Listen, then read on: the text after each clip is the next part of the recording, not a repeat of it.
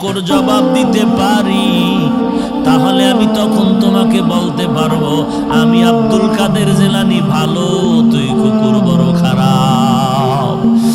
আর যদি এই প্রশ্নের জবাব দিতে না পারি,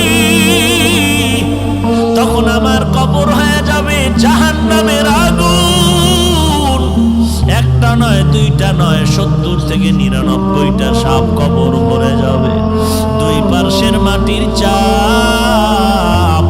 তখন আমি জবাব দিয়া বলতে পারবো কুকুর তুই ভালো, আমি মানুষেও ভালো হতে পারলাম না, কারণ আমার কবরের মধ্যে আগুন জ্বলে, আমার আযাব হচ্ছে, তোর কোনো আযাব নাই।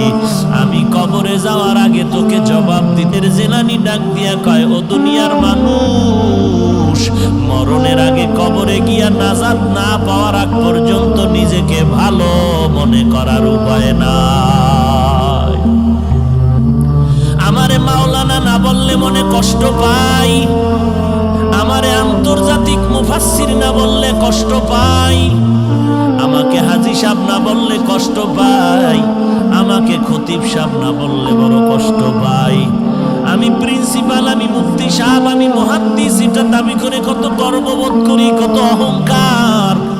কিন্তু কবরে গিয়া যদি নাজাত না পাই, আমার মাওলানাগিরি মুফতিগিরি টাইটেলে আমার কোনো কাজ আসবে না, আর আমার টাইটেল লাগবে না যদি কবরে গিয়া আমলের কারণে আল্লাহ মাফ করে